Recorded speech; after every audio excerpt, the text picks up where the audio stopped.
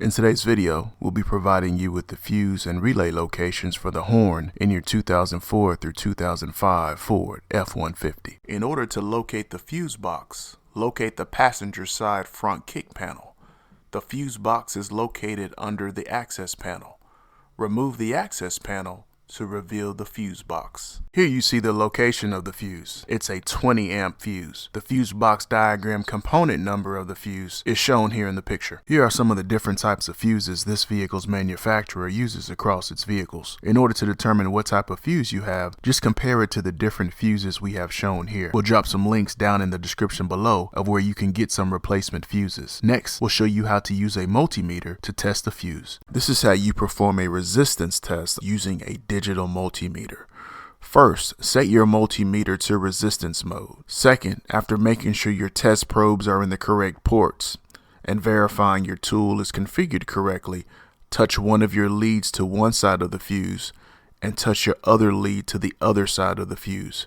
If your display shows OL or doesn't change, this means the fuse is bad.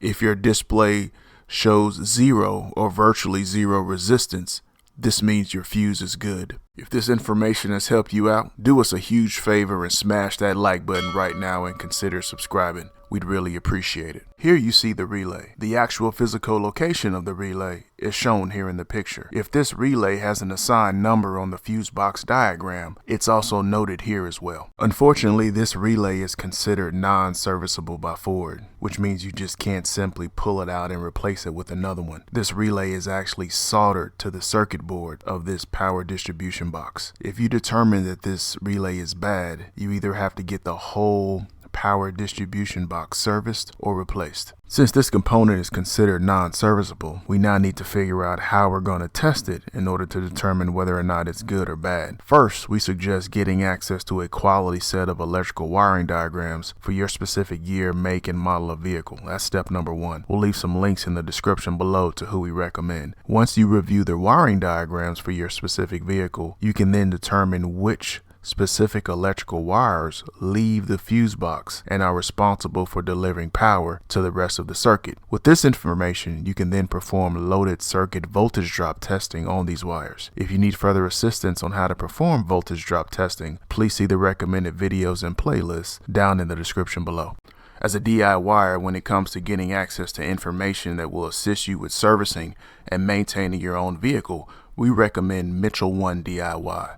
With Mitchell 1 DIY, you get not only access to quality in-depth wiring diagrams for your vehicle, but you also get component locations, component tests, technical bulletins, and much more. If you'd like to learn more about the service, please see the link down in the description below for more details.